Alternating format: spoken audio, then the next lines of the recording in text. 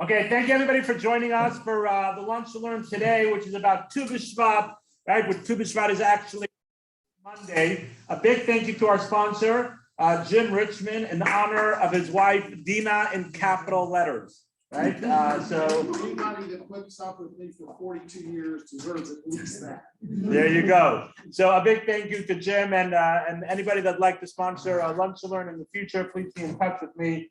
Also, this Lunch to Learn is for a refuah shalema, for a speedy recovery for my father-in-law, Devorah's father, who's in the hospital right now. His name is Yom Tov Ben Zlata Masha. May he have a speedy recovery. So the learning today hopefully will elevate and bring inspiration and bring health to him speedily. So I just want to talk for a second about the Lunch to Learn. We have some new faces here. We have some people that haven't been here a little while.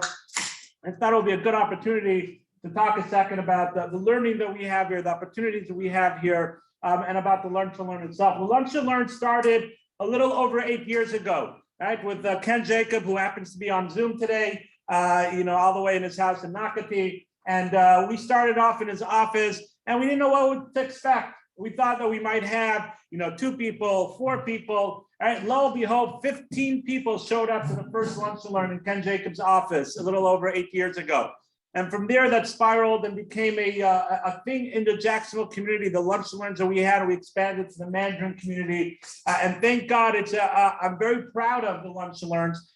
Thank you to all those that have sponsored, that have continued to sponsor, that host. But it's really a partnership between all of us together, because it's a great opportunity to delve into topics that we might not talk about, to see a new insight into something that you might have had a different perspective, and to really expand our Jewish awareness and our Jewish education, to really try to foster, right, that relationship with our Father in heaven, each one of us on the path that we're going and growing into that relationship. And this is something that I'm very proud of, to really try to build a relationship with the general community, with our own community, with the Yitzchak community, and the general community, of doing different programs. Before we did a program with the JFCS and JCA, right, doing 101 in Judaism, to begin doing a Melton program. The flyers are there with the JCA. So it's really either classes in Yitzchak or classes within the general community. But the focus is, first of all, for us to be able to get together, schmooze a little bit, have a great time, but also at the same time to be able to expand our Judaism, to be able to ask the questions that might not have been asked, and to tickle our brain to say, hey, I got to look into something a little more deeper and see how I could grow and take that next step forward from the knowledge that I've acquired. So it's a little introduction, a little thought about what Lunch Learns are about. And again, thank you all for joining us today. On that note, talking about looking for that inspiration, the question that we're going to ask today is, what is Tu B'Shvat? All right, so you can all tell me, Tu B'Shvat, the birthday of the trees, right? That's what it is, right? Right, correct? Yeah, anybody? Okay, good. Good to hear your voices shaking, right? Tu B'Shvat is the birthday of the trees. Come on, Alex. Thanks for joining us. All right, Tu B'Shvat is the birthday of the trees. If you really think about it, it really makes no sense. Right? Do we find anywhere that we say the birthday of the chatul? What is a chatul? Chatul is a cat. Right? Do we say happy birthday cat? Do we say happy birthday mountains, harim? Do we say happy birthday horses, susim? Right? Do we say happy birthday? We don't. Why the tree? Right? Do we have Tu B'Shvat, the birthday of the trees? Right? We have to say happy birthday tree. Well, what's unique about the trees that's what we say? Right here, Alex. Right here. Got the front seat. I have my eyes on you, Alex. That's it. It seems like the student that comes late, he has to sit in the front of the room. Right? No, or only the best in the front. We're very excited to have you. Right, so that's the question. The question is that I really want to talk about, and I didn't write the question here. The next question I wrote down is, what does it mean that we're celebrating the tree? And we don't celebrate physical things in Judaism. Our holidays are around Passover, the Exodus, Sukkot is being able, that God took care of us in the desert. The holiday of Shavuot is receiving the Torah, Mount Sinai, Purim, the rabbinic holidays. God saved us from Haman, right? Hanukkah, right? God saved us from the Greeks and the miracle of the oil. We're not saying, oh, happy birthday oil, right? Because, oh, there was a miracle about the oil. So what does it mean that we're connecting ourselves to the tree? What does that mean exactly? And that's something that we have to dig deep into. And it's more than just planting trees in Israel. I do have a couple of trees I got from my bar mitzvah from people, right? First time I went back to Israel, I said, oh, so where are my trees? That doesn't work that way. Right? But I do have some trees. Right? But a Tu B'Shvat, of course, is something much deeper than this. Next question, question number 2. Why do we celebrate Tu B'Shvat in the month that is the most desolate? Right? I know up north, right, not down here. We actually, it was beautiful here on the weather today, right? And our cold front continues at a low front of 50 degrees outside. I was like, okay. And then they said, and it's going to continue. It's just going to get a little warmer, but it's going to go up to 60. And, you know, everybody buckle up and warm up. I was like, okay, I'm from Toronto. Right? I was, you know, like up north, like, you know, if it's not minus like 15, you know, you still walk out with a sweater. Right. So whatever. But OK, every place, I guess, has their winter, has their thing. But almost everywhere, even here, right, leaves fall. Right. So a certain degree, the leaves fall. Right. But especially up north, especially in other cultures and other environments, other places where the weather is different. Right. This time of the year, right, Shvat, which we're in, which is usually around January, February time, depends on the year, right, is the coldest months of the year. The coldest month of the year. So it's a part of time when there's no growth on the tree. There's nothing. It's desolate. There's nothing going on. Why is this when we decide to do the happy birthday trees? We celebrate the trees. Why don't we do it closer to spring? Right? Spring, Passover. It's be closer to Passover. Right? Around the time when you know things start to flourish, when the leaves start coming out. Right? Things start to bud. Right? It's a little more alive. Right, people are more outside, right? So why don't we do it during that time? Why don't we do it during that time? That's really the 2 questions that I want to talk about. Question number 1 is, what the heck are we doing celebrating trees? And that's not what we do. Even the moon, the new moon, we don't celebrate the new moon, right? We're sanctifying the new moon because the new moon represents, and I'm not giving a whole class on the new moon, right? But the new moon represents our month's work with the moon, and we're sanctifying it to say that everything is holy. Just like we light Shabbos candles, we make a blessing over the candles, we're sanctifying it. We're not saying, oh, happy birthday moon again, happy birthday moon again. We're not doing that. And so what does it mean exactly that we're saying we're celebrating the tree? Number 2, why during this time of year? It seems like it's the wrong time of year, right, to be celebrating the tree. Okay, so on that note, right, I'm going to suggest some answers, but I want to open it up a little bit, a little different than we usually do. But any thoughts from the crowd? Any thoughts, anybody? Go ahead. Celebrating nature. It's a great time to celebrate nature. Why are we focusing on the tree? And why during this time of year? If I want to celebrate nature, I'll do it during springtime. Spring is probably the most nicest time, not fall, because already, you know, spring is probably the nicest time. So it's important to celebrate nature. We actually have certain blessings that we say, right, regarding seeing God's beauty in nature. And again, celebrating nature is not nature within itself, recognizing that God is the one that creates nature.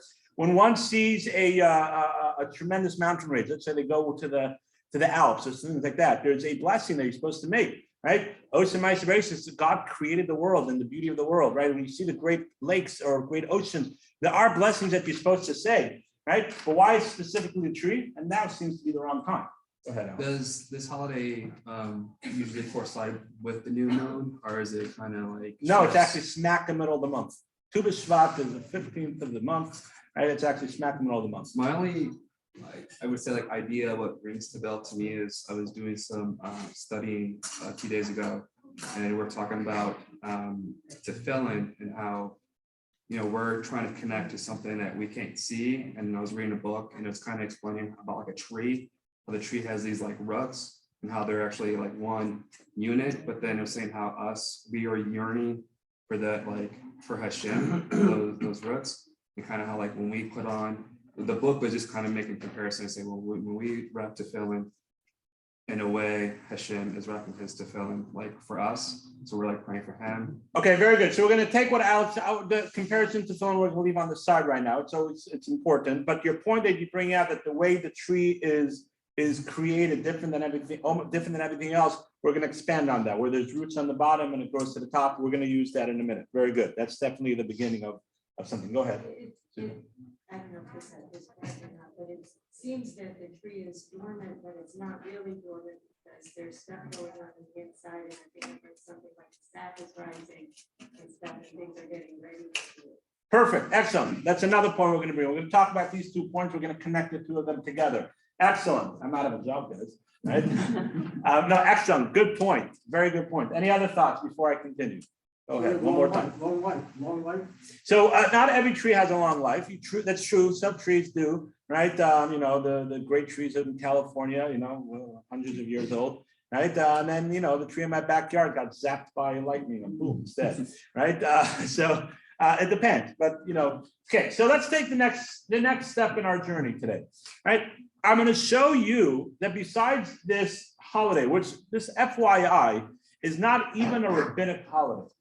It is a holiday that is a custom holiday, right? It's brought down in the Mishnah, in the Talmud. It's brought down that Tu B'Shvat is a day that we celebrate through Rosh Hashanah Lilanot. It's the beginning of the year for the trees. There's a halachic ramifications regarding the tithing of the fruit tree. It's specifically for a fruit tree, the tithing of the fruit tree. That's why it brings it down. From there, in the mystical world, it's more of a Kabbalistic kind of holiday, and it's brought down as a custom which has developed into a custom that is halakha. There's certain things that the Jewish people accepted upon themselves in a based off the Torah and Kabbalistic concept, and based off people that know what they're talking about in the Torah. So we accept that on, right, and we take that on, right. But right, it is not a holiday that's brought down, right, anywhere, right. So.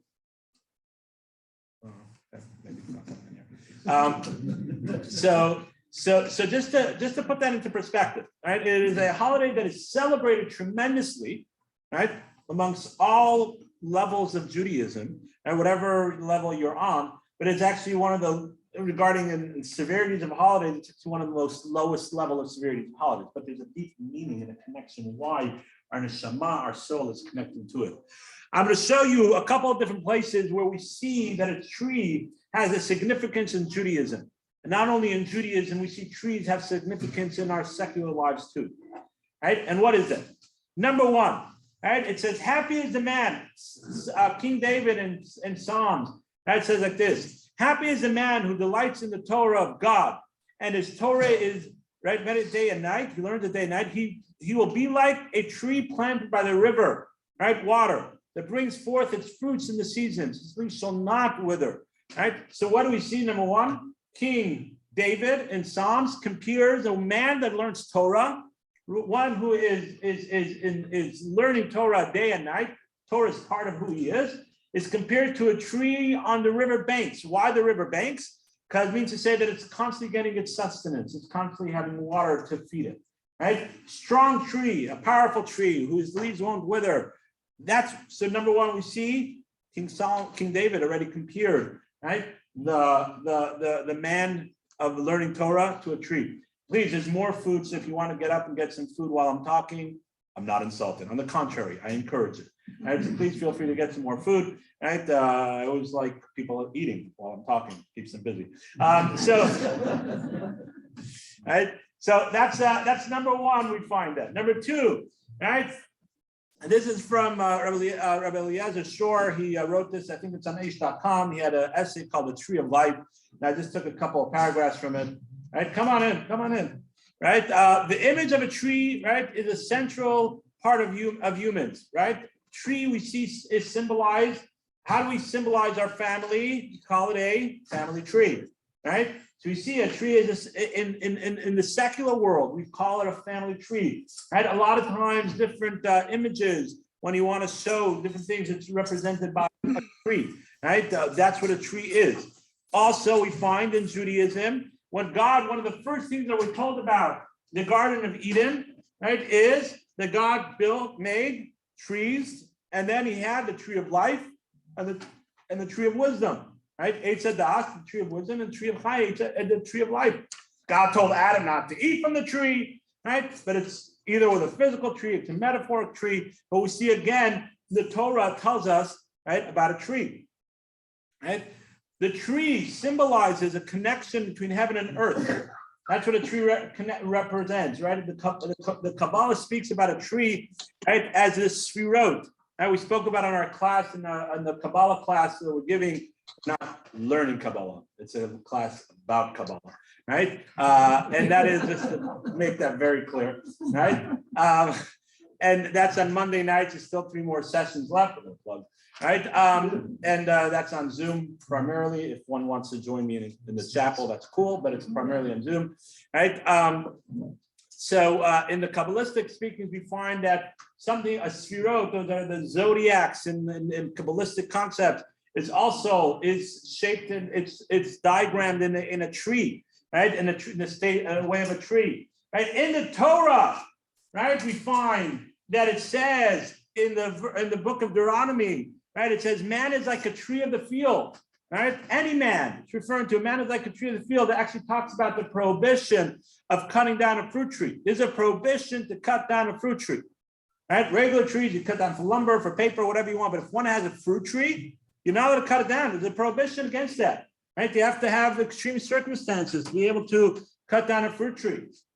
Actually, I remember growing up in Toronto, right? Maybe some people say I'm still growing up, right? But right, I remember growing up in Toronto, right? We had a fruit tree connected next to our house. And in Toronto, not like over here, there's a lot of raccoons, right? A lot of over here, you have other things, right? But over here, there you have a lot of raccoons in Toronto, right? And the raccoons were using the tree to jump onto the roof and were ripping up the roof. There's tremendous damage going on the roof. All right, so we tried this, we tried that, the Terminator. Right, but they said until you get rid of the tree, right, they still have always that bridge to get onto your roof, right? So my father went to speak to his rabbi, right? Every rabbi has a rabbi, right? Right. My father went to speak to his rabbi, and since it was creating a constant damage, and we tried to avoid it, right? But still, we were told to sell the tree to a non-Jew. The non-Jew does not have this prohibition. They only have the 7 Noahide laws. They don't have all the laws, right? So we were told to sell the tree to a non-Jew, right, and then get it cut down, right, because it was creating damage to our house. Right? But this Israelis to cut it down, there's a prohibition against cutting down a tree, and because the Torah tells us because man is like a tree of the field. We are compared to a tree, and a tree is compared to man. So we see this in the Torah, we see this in the Kabbalistic thoughts, we see this in the general world, that a tree, right, has a significance that is compared to humanity, right? It's compared to a man, right, to a human being. We see that connection, right? So the question is, what is that connection? Right? What are we supposed to learn from? So number one, we see that Tu B'Shvat is a little more spiritual, a little more, as I think in the title we wrote, Happy Birthday Tree, a more mystical understanding of Tu B'Shvat, right? There's a deeper concept than just planting a tree, right? It's important, go ahead, plant trees. Israel needs more trees. It brings oxygen, it's great, right? But there's more, right, for us to grow from, to learn from, because everything that we celebrate, everything that we do is not just because. There's a lesson to learn from. There's a way of changing ourselves, the way of getting closer to God. We always have to remember that. We just have to ask the question, how and what do we do to get closer to God through that? So now let's dig a little deeper into this. So one's accomplishments, right? We want to be accomplished, right? Right? How do we be accomplished, right? So one could say, well, what I do right now. Right? What I'm doing right now, I'm accomplished. Thank God we have almost 20 people in the room, right? Right? During the end of COVID, I want to call it, right? But really, it's good to see people back, right? It feels accomplishing, right? Thank God it's good to see you all here, right? I would say that I probably know the majority of you, more than the majority of you, right? Some I'm looking forward to get to know better, right? But that's an accomplishment. We have some people on Zoom, right? Thank God I have 5 kids, right? They're healthy, right? They're following in the path of Torah. Feels accomplished, right? What is accomplishments? Let's read this. One's accomplishments are not necessarily valued for what they produce in the here and now. It is what remains afterwards that is judged of the accomplishments and success. Did you plant during your life? Our accomplishments, what we're known for, right?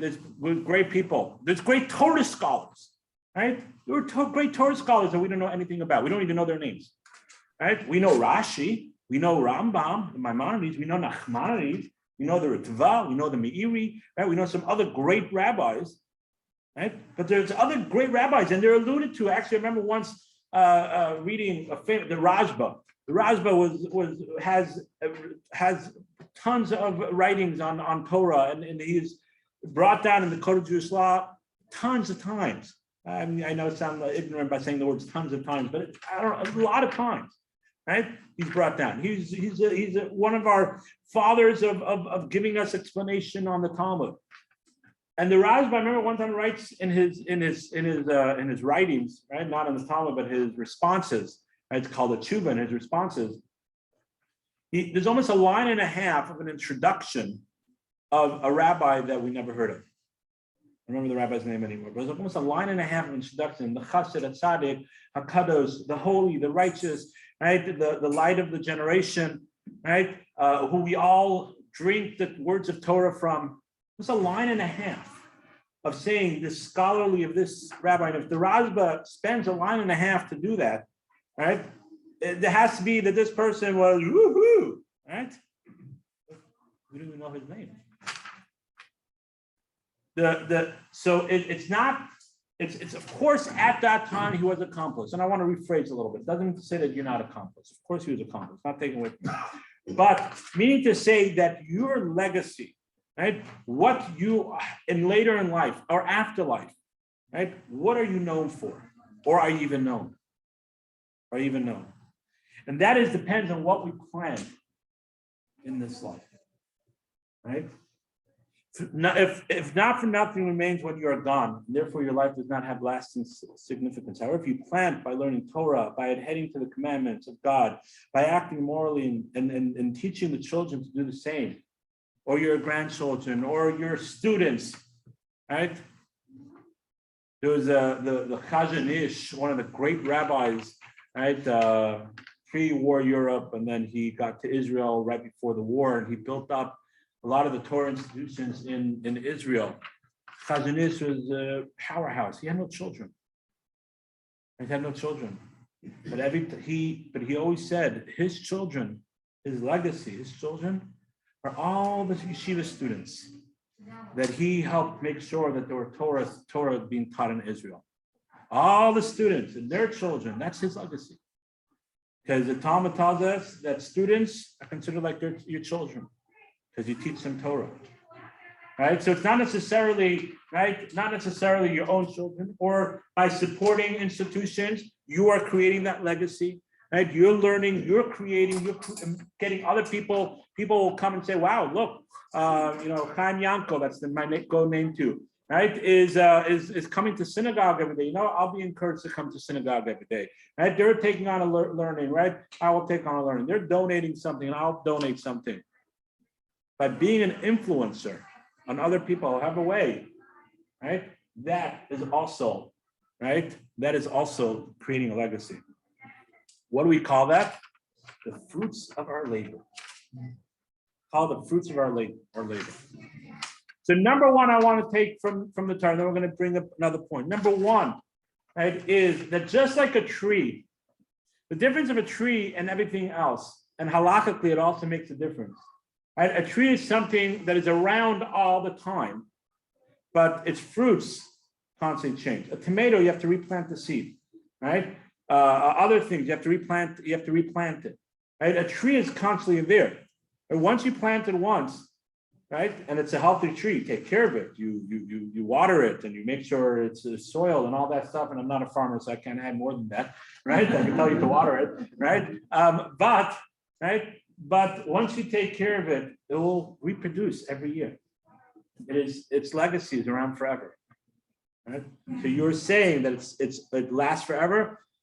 I was being a little when I was saying but that concept, right? The tree has that ability, but it's more the fruit tree, right? That its produce, its fruits constantly are reproducing, different than everything else. I'll take your question in a minute. All right, we're just getting a little behind schedule. I'll take your question in a minute. right? So too, the lesson that we're about, man is like a tree, the comparison to a tree, what it means to say that God put in the Garden of Eden, the beginning of times, the tree of life and the tree of wisdom. And the commentaries tell us it's the tree of good and bad, right? That's what it's referring to, good and bad, right? He's telling us that good and bad could be like a tree, could be like your legacy, right? What you decide to do today, tomorrow, right? The next day could determine if you're in the good category or in the bad category. Hitler, may his name be cursed forever and ever, will forever be in the bad category, from the worst category. Haman, we still to this day, it's in the bad category. All right, Pharaoh, we just finished about the Exodus of Egypt in the Torah portions, right? And many other people. Right? What category do you want to be put? Your offspring, your legacy, the things that you've propelled into motion through your actions, however that may be, through your family, right? Through your congregation, through your friends, through your philanthropy, through your learning, or otherwise. What do you want to be lasting forever for yourself? Tree of life? The tree of wisdom, what they say, really, the tree of wisdom is that concept of the negative, right? Why? Different topic, different time, right? But that's what it's referring to. What do we want our legacy? And that's a comparison to a tree. Quickly, I just want to finish the point. There's another lesson that I learned from a tree. Go ahead. It bends in the wind. So not all And trees. I've learned in times of strife that I have to have that concept and be flexible. Okay, that is true. That is extremely important. It's very important to be flexible, right? But just to point out, we actually know that in the two plagues, right? The plague of hail, and then there was a plague of locusts, right? So the Torah tells us if the hail wiped everything out, right? Why was there a plague of locusts, right? So it says that the hail knocked everything that had a solid, right? Trees and houses and things like that. But corn, barley, and flour and things like that move, right? That it did knock out, and that's what the locust came. So your point is very valid. We always have to be flexible in time of hardship, right? But we could, I guess it depends on the type of tree, right? There's different trees that I guess depend what the wind or not. But let's just move on, okay? The next thing I want to bring out is like this, and this was brought up earlier, and this talks more directly to the cycle of where we are, right? There's no greater contrast in between winter and spring, right? Fall and winter, it's not so, because fall it's already getting a little chillier and the leaves are falling off, right? So it goes into spring. Summer to fall, also it's not, it's not, but from winter to spring, the contrast is the biggest. From cold and desolate until the sun getting longer, right? It's warmer, right? It's beautiful, right? It's beautiful. So the commentaries tell you like this, and I'm not going to read this whole paragraph. You can turn the page if you want and go through it, right? But the winter, right? The winter represents lifelessness. The winter represents hardships, right? The dead of winter, if someone that grew up in Florida and stayed in Florida their whole life, don't know this experience, right? But I grew up in Toronto, right? And I sat on my bed in the morning, right? And there was frost on the window, more than just frost, there's actually icicles on the window, right? And having to go out, putting sweatpants and a ski mask and a big bomber jacket, right? And then having to shovel the snow or making sure that you don't slip on the ice, on the steps, right? And walking. It's not easy. It could be hard. It could be rough. All you want to do is cuddle up in your bed, right? You don't want to go anywhere, right? Which has its own romantic kind of thing to it, but now when you have to go to school and you have to go to work, right? But right, so the winter is hard. It's dark. It represents the hardships of our lives, right? That's what winter represents. That's what winter represents, right? Spring represents the ability to see light in our lives. That's what spring represents, right? We see the beginning of things. We see opportunities, right? Someone's young and sees the opportunity. They're going to school. They're starting a new job, right? They're starting a family, or even if they're old, they see their grandchildren. They see opportunity. They see things, right? They see starting a new community. They see opportunity. That's what spring represents, right? So the commentaries explain that in our lives, we have similar things. Many times we get caught up in the winter, the hardship, and I highlighted it. The hardships where everything seems cold, dark, and impossible to handle. We think that we'll never get past it, that we'll be stuck in this state forever. We cannot possibly imagine why God has put us in this situation and how we can ever grow from it. We would like to huddle under the covers and stay there until the struggle is gone, hoping that we wake up the next day and spring has arrived. We view our hardship as something that we must deal with and overcome and leave behind as quickly as possible. But God is teaching us for the holiday of Tu B'Shvat, we're going to get to this right now. God is teaching us that the opposite is true. We are like a tree. What do you mean we're like a tree? The dead of winter, Tu B'Shvat. I think you were saying this, right? That the Rashi, the commentaries tell us on the Mishnah, the why is Tu B'Shvat during this time is because the sap underneath the ground starts flowing through the tree. We can't see it. We can't see the beginning of life again. We can't see what the future will bring. But the tree didn't start budding out of nowhere. It started in the dead of winter. It started right when all seemed lost. That's when it starts. We are like a tree. It is in fact the hardship that gives us the ability to grow. When we are stuck in the winter, we must realize that it's in fact these hardships that gives us the greatest opportunity to grow. Scientifically, they say that it's actually the winter, the coldness of the earth that gives a tree that freedom underneath to go ahead and start that sap. Now, I don't know this stuff, right? Right? But that's what they say. But that's what the Talmud tells us. And I don't need the science to tell me. The Talmud tells us that is when it starts, in the dead of winter. Right? In the dead of winter, the winter kills other things and allows a tree to rejuvenate. It gives it that bears hibernate during the winter. And there's this concept that the hardship allows you to sort of really dig deep inside of you and find that strength for you to be able to take the next thing. Nisayon in Hebrew, Nisayon refers to hardships, right? Being challenged by God, right? That's what a Nisayon, a test, right? But literally translated as a hardship. The word Nisayon in Hebrew, right? The first three letters is, the root of it is Nes, miracle. Nes Gadol Hayasham, there was a great miracle that happened there, Nes. Why is being tested, the root of the word being tested, Nisayon, is the root is Nes, a miracle. But within the greatest hardship that we experience is the greatest miracle. It's easy to grow when it is spring. And things are good, things are going well, right? My wife is allows me to go to synagogue. My husband is okay with me, going to class, right? Or vice versa. I don't care whichever way it happens, right? Things are, financially we're doing okay, and I could take some time off to go learn, right? Or whatever it is. When things are going well, right? Springtime, excitement, we're outside. It's easier to grow, right? But in the hardship, or when it's difficult, right? When it's difficult, it's harder to grow. That's when we realize our greatness. That's the miracle. That's when we realize our greatness, when it's hard. That's when we can overcome the greatest challenges. It's not easy. But when we overcome those greatest challenges, we jump 100 times fold, right? We become so much more stronger. Now, I'm not a stock person, far from it. We have some bait. I don't know this stuff at all. I wish I did a little more, but okay, right? But from my understanding, the greater the risk, the greater the reward. Am I correct?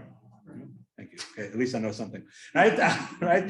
The greater the risk, the greater the reward, right? You have to be strong within yourself to be able, but you have to have the knowledge, right? If you just do it out of, that's being an idiot, right? But you have to have the knowledge. You have to do it smartly. Is the greater the reward. Similarly, the greater the challenge, you don't ask God for challenges, but the greater the challenge, the greater the hardship, the greater the growth, right? The greater the growth. And that's what we learn from the tree. The tree is, we're like a tree. in the dead of winter, the time that it seems like the least likely for anything to grow, right? It's a time when we can't imagine that the tree has any life to it. And if you see some trees up north, right, you could really imagine. Over here, down here, it's a little hard. You can really imagine it. There's nothing on the tree. It looks like a skeleton, right? There's snow on it. It's ice. It's this. It's covered. There's icicles. Looks like in a second it's going to collapse from all the ice on it. But that's when everything starts. That's where the miracle is. And so too, we have that ability also. So I just want to finish, or we're almost finished, and I don't like holding people after time. I just want to circle these ideas, review it, and then I want to point three themes of growth. Because as we're mentioning, the holiday of Tu B'Shvat, we're compared to a tree. Right? The holiday of Tu B'Shvat is a time for us to reflect internally and say, it's within me to take that next challenge. It's within me to be able to overcome the hardships in my life. It's up to me to make sure that I have a legacy. We're not doing it for the legacy per se, but we're doing it because we want our children, our community, right, our family, our friends, whoever it may be, to grow in our path, right? To take what we've learned, to make sure that it sticks with them. But it's up to me. It depends on what you do today, like a tree. So if I make sure they go to Jewish day school, right? If I make sure that I support our local Jewish organizations, right? If I make sure that I'm proud of my Judaism and I exercise it in front of my children, my grandchildren, my nieces and nephews, my friends, my cousins, wherever it is, my community, they'll learn from that, right? Wearing your kippah around makes a big difference, right? Whatever it may be, each one of us on our level, but we have to up the notch just a little bit. We have to reflect and say, how am I going to make sure that it doesn't die with me? And unfortunately, some places and some families, it has died with it. Not because of a Holocaust, but because they didn't, not blaming anybody, Godfrey, but Judaism didn't continue. And that's up to us. We have that ability. It's never too late. It might be hard. It might be extremely hard.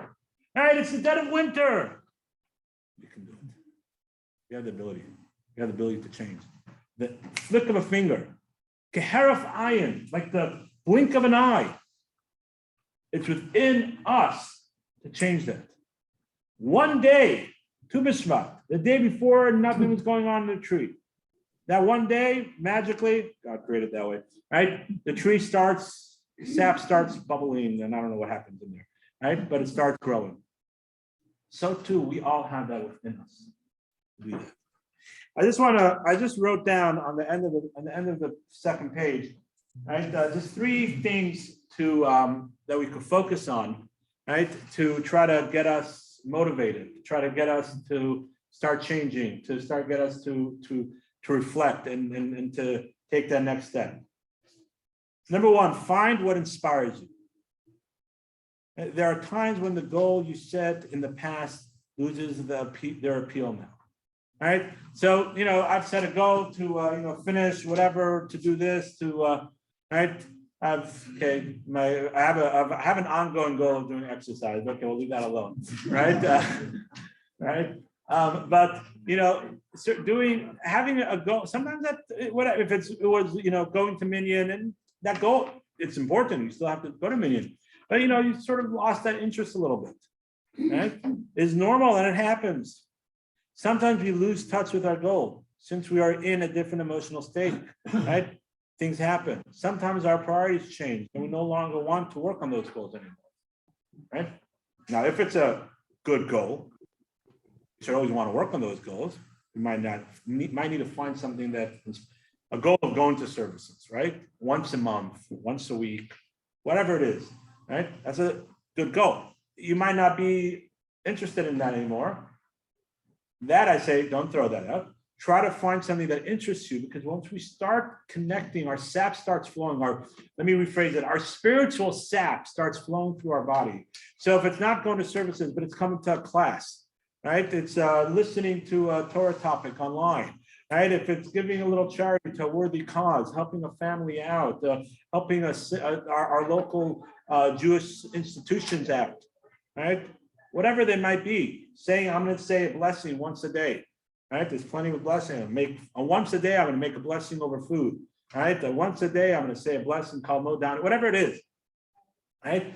You start getting that sap going through within you, you'll see other things that you might have lost, that inspiration will come back, because the sap in the tree first starts in the bottom, and then it spreads to the rest of the tree, right? So too with us, we have to find something that inspires us, right? And then take that, and that'll help us with things that are not inspiring us. Now, there's certain goals that we might have that are not good goals anymore, because we're in a whole different stage of life, right? And we thought that that was something good, but it's not. We've grown, we've changed, right? And we realize that that's a good thing, but for our spiritual growth, it's probably better for me to allocate my time for something else, right? And I'm not going to throw out any examples, because we could think about it ourselves. It might have been a nice thing to do, right? And it's not a bad thing, right? But for my spiritual growth, let me reallocate my time, my priorities to something that's more spiritual. That's number one. Shake up your routine, right? I think we gave a class on this once, routine, right? We get very stuck in our routine. Now, routine has its pluses, right? I have my routine. My alarm clock wakes me up. My alarm clock starts to wake me up, right? Okay, we won't say what time, right? Like 6:20, right?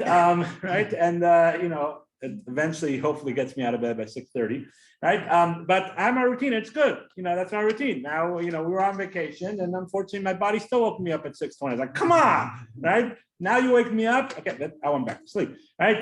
But there is something good about routine. Right? But routine also takes away the inspiration. Being in the same environment, doing the same thing over and over again, and meeting the same people can make us stagnant. Right? Make us stagnant.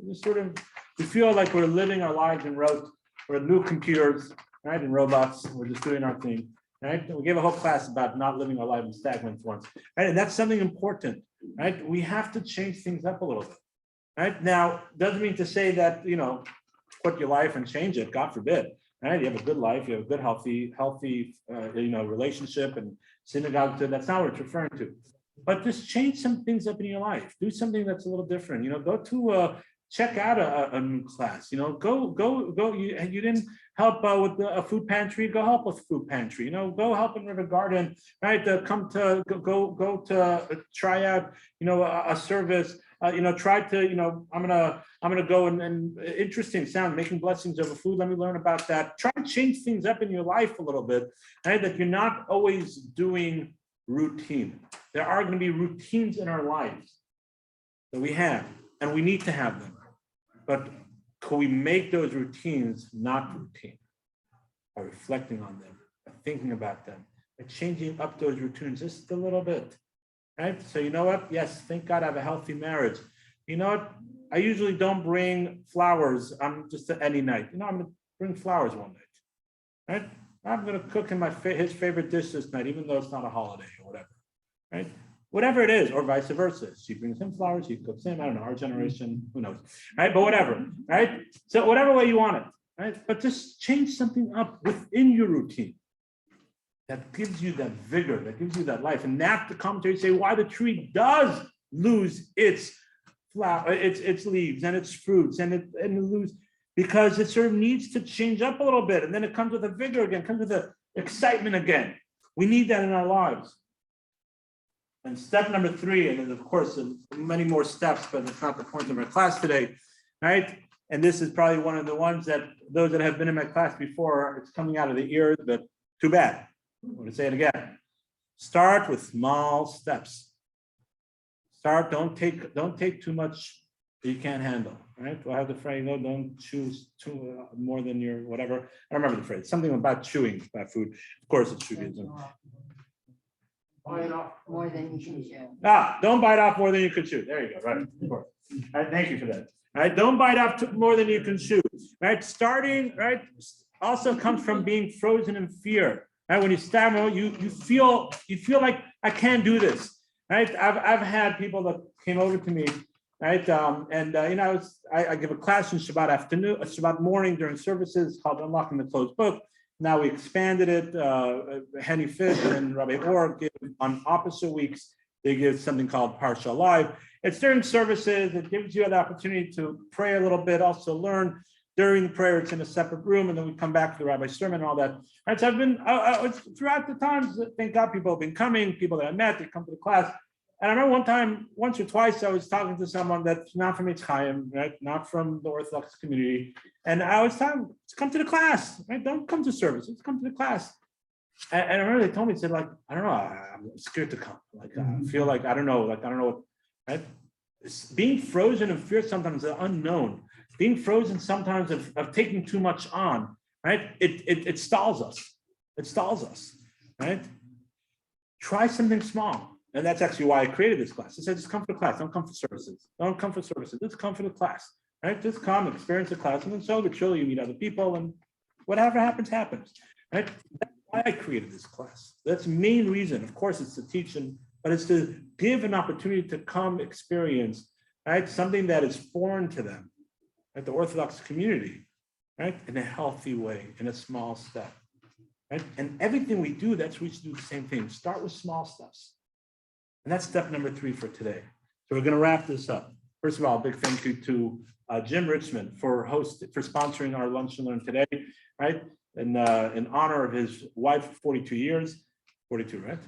Well, if I make it another 2 months, yes. Okay, God willing, I'll make it another 2 months. So we're going to say 42 years. Right, Dina, so thank you for that. And again, anybody wants to sponsor further classes, please let me know, or other programs that we do. Thank you to the JCA for hosting us during COVID. Right, in the past, we moved around, but it's really nice to have one place so we know there's a lot of space and people can spread out. So we're really very grateful to the JCA for partnering with us during the COVID era, right, of our Lunch and Learns. And it's a quick wrap up of the class.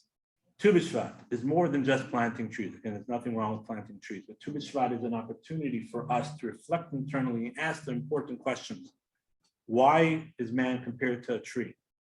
We find it in the Torah, we find it in our Kabbalistic teachings, we find it, King David speaks about this, we find that it's in our general secular lives, family trees and things like that.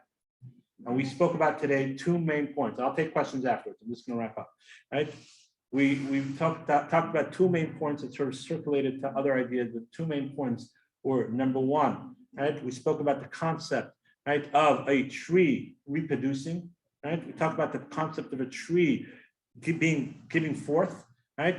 But it starts with the sap, right? And it's a constant thing, and it's our labor that we put in now. If we're going to have that continuous, we have to make sure that that's what we do for our children, for our community, for our friends, right? And that in itself gives us that vigor of growing and taking that next step. And we also spoke about the concept, right? That the tree, it starts, it's dark, it's Tu B'Shvat time, is when things are the toughest, when things are hard, right? We don't crawl up and sleep away. On the contrary, we fight back, we grow, and that's the miracle of our existence, number 1, right? The Jewish people, usually when they have the hardest time, that's when they fight back and they grow and they become greater than they have before. But as an individual, when we have that hardship, we have to take that and say, no, there's sap running around somewhere. We could grow, we could take that next step. Right? And just like a tree, it's that connection from the earth to the heavens. It means to say, because a tree, the roots in the ground, but it goes upwards. So too man is the only one that we have feet on the ground and we go upwards, right? We stand up tall, right? Because we are connected to the physical world. We have that challenge. We have the nisayon that God gave us, but we could take that materialistic challenges and we can elevate ourselves, right? And connect to God, our Father in heaven. And that's a comparison to the tree. And we all have that within us. The different steps we spoke about, right? Makes it sure we find something inspiring us within Torah, within Judaism, right? Make sure that we take step by step. Make sure that we don't live a life of routine. Change up something a little bit, not dramatic, but a little bit. And then find that inspiration and realize that we can do it. We can do it. The actions that we do today makes a difference tomorrow. Thank you all for joining us. We're going to stop the recording now.